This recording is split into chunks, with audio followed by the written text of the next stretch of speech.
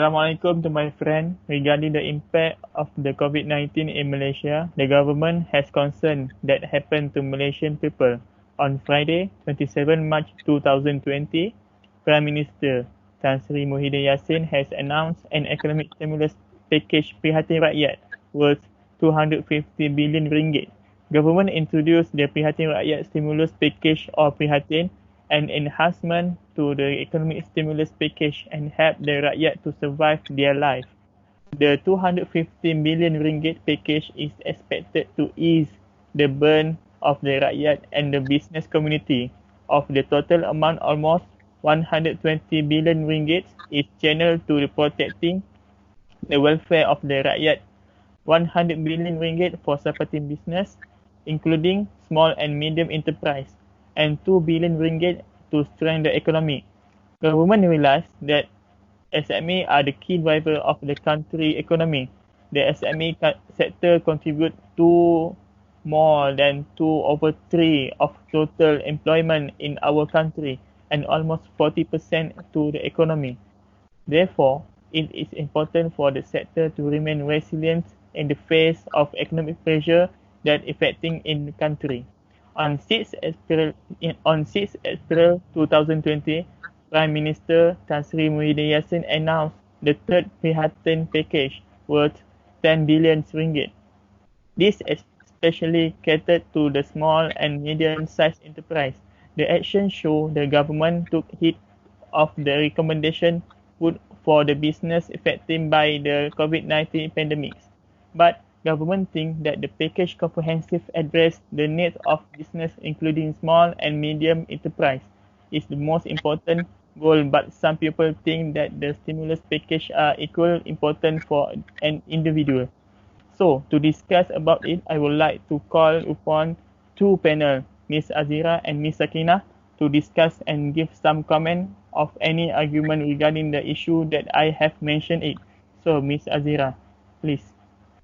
Okay, thank you to our moderator. First of all, I need to praise what the information that you said before.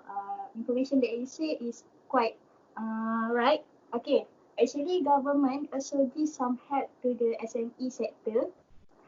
We all know that the SME sector contribute to quite 2/3 of total employment in our country and almost 40% to the economy. Therefore, it's important to stay resilient within the face of economic pressure that are affecting us all. Government was announcing additional measure for Prihatin or Prihatin Plus. The additional package valued at 10 billion ringgit help to ease the financial burden of SME sector, and subsequently Asia 2/3 of the workforce will remain employed.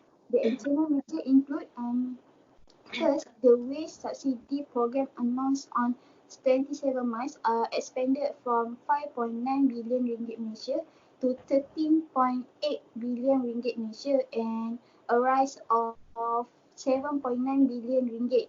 Under this additional initiative, all company with local employee will get the wage subsidy around 4,000 and below. And then for the first requirement, government will give subsidy to the company with the workforce of more than 200 people. So government will provide wage subsidy of 600 per month for their workers. Second, for company with employee between 75 to 200 people, they will receive the wage subsidy of 800 per month.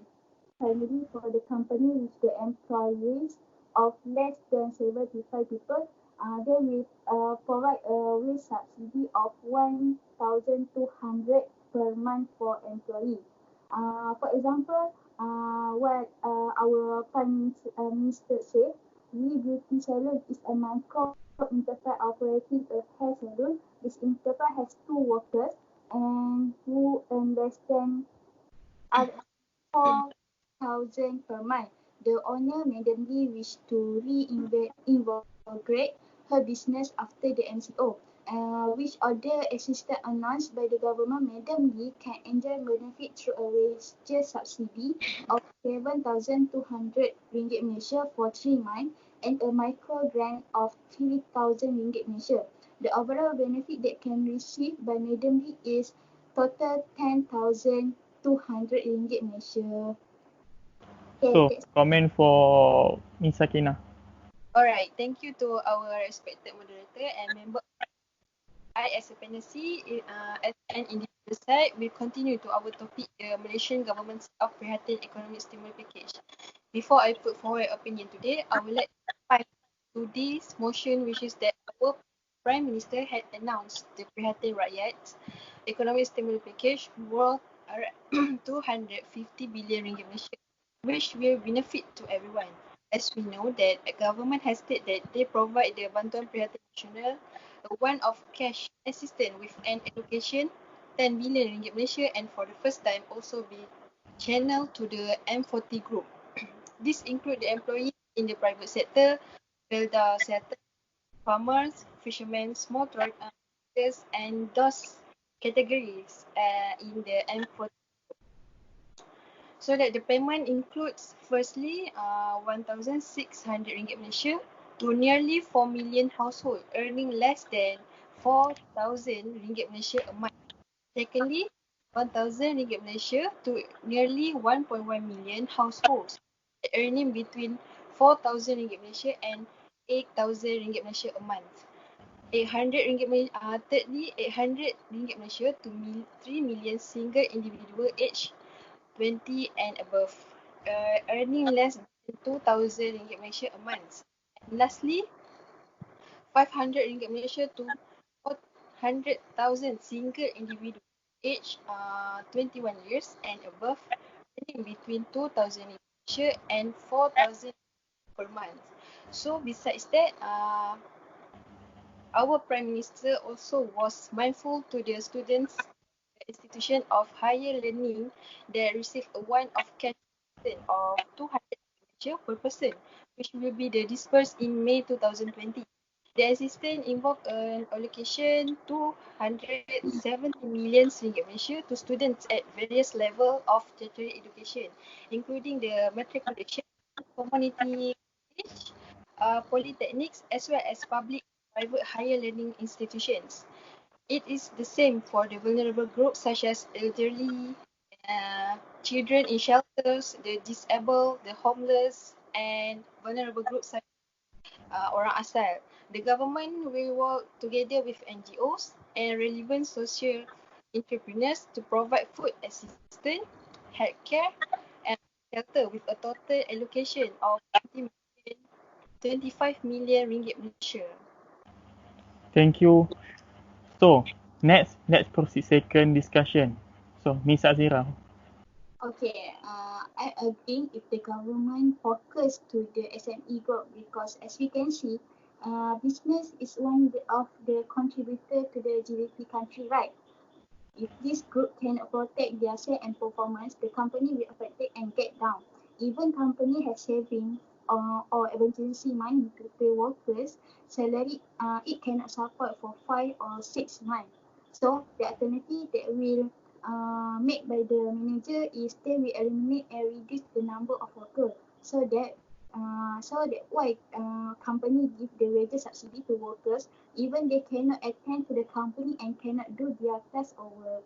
Okay, then for the big and advanced company, they need to serve us to pay a fixed cost, such as machinery, rent, labor, electricity, right? So they need to get this bantuan prihatin to cover all the costs even though they are not operating the business.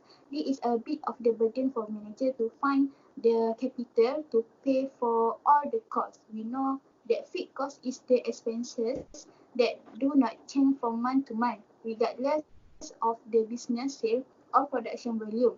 In other words, there are set expenses the company must pay at least in the short term. So it is clear statement to be agreed. Why government need to focus more on SME company because they have many expenses to pay for compared to the individual people. Lastly, there are few reasons why company focus to SME sector because they want to support the local business from falling due to the limitation of exporting. This is because local company has so much losing due to the high input price to pay and make the product when they cannot export to other country with the highest price. They're forced to sell the product in local market with the cheaper price to finish the stock. Alright, I understand what you are saying, but I don't think that is practical. Okay, first of all, based on announcement of the Declaration Prihatin Rakyat Economic Stimulus Package, I personally agree with the announcement of declaration that have been provided to individual sites. This shows that the government concerned about the welfare and well-being of the people. So hence, it also can help individuals who have lost their source of income, right? Especially when Perintah Kawalan Pergerakan (PKP), and it also can provide immediate assistance to ease the burdens by all segments of society and to ensure that no one is left behind. Furthermore, because of the outbreak COVID-19 has affected to community life as whole. So the outbreak has affected the daily activities of the people at various levels, including households, students, workers, business, and health staff, especially. For example, there are companies that don't pay their wages. They have to quit the jobs. Even they have to pay the rent, electric bills, and want to buy the kitchen utensils and to support their family. So, with the help of Prihatin Rakyat Economic Stimulus Package, it's provide ease the burden of household, individual, and protect workers. As a college students, thanks to the government for the help given, which is 200 ringgit Malaysia that can be used to complete the projects and learning sessions, right?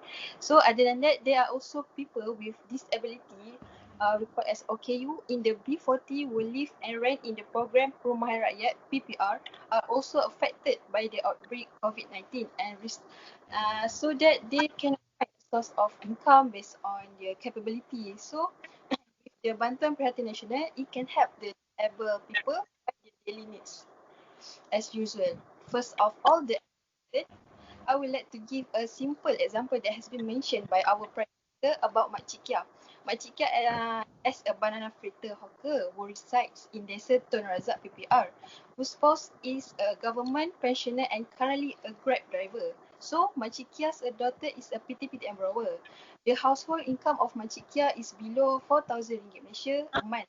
That Makcik Kia's family will receive bantuan prihatin of 1,600 ringgit Malaysia. This assistance or bantuan perhatian nasional are very important to individuals that involved to survival, especially during the outbreak of and restricted movement order as called as thank you. Okay, so thank you for both of you. So based on the evidence from both of panel, Ms. Azira on give her opinion regarding benefit to the business from the end economic stimulus package Prihatin Rakyat. Government hope this Prihatin Plus will protect the jobs besides ensure the business resilience. At the same time, the government will continue a prudent financial practice and good fiscal discipline to ensure the nation's financial position remains strong and manageable.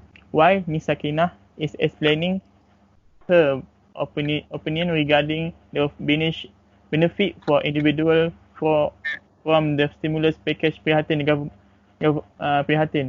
Government hope that this Prihatin stimulus can help each of Malaysian people to continue the life with challenging economic and keep strong to fight the pandemic COVID-19 that attacked this country.